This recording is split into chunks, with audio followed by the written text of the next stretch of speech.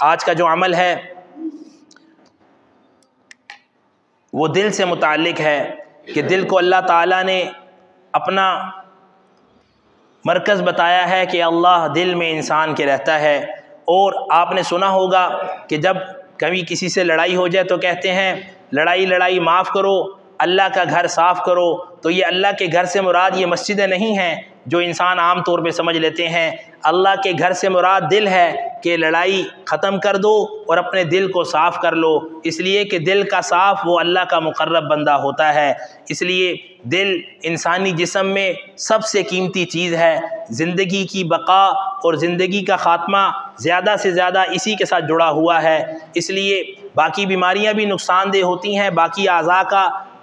نقصان دہ ہو جانا یہ بھی انسان کے لیے پریشانی اور جان لیوا ہوتا ہے، لیکن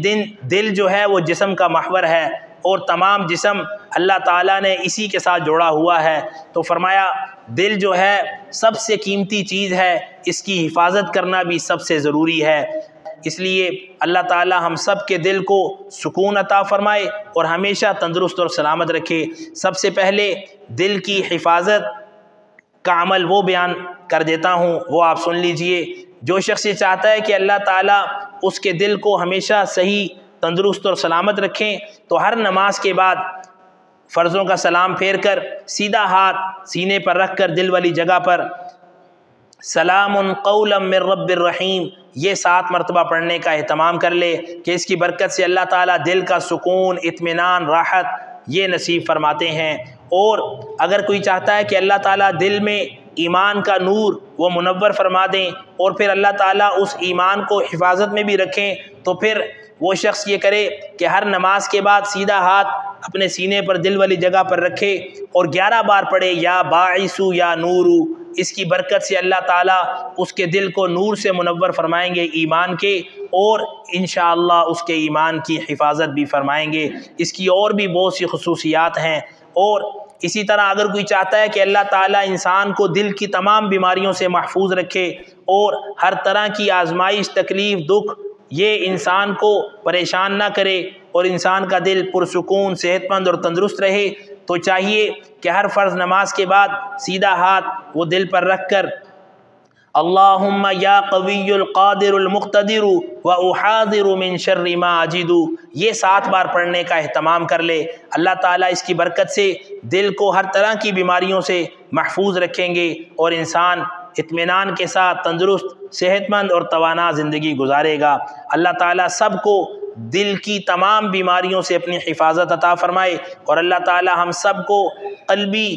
سکون، راحت، اطمینان اور چین نصیب فرمائے اور ہر طرح کی دلی پریشانیوں، آزمائشوں، دکھوں، تکلیفوں سے اپنی حفاظت عطا فرمائے۔ اگر خدا نخواستہ کسی کو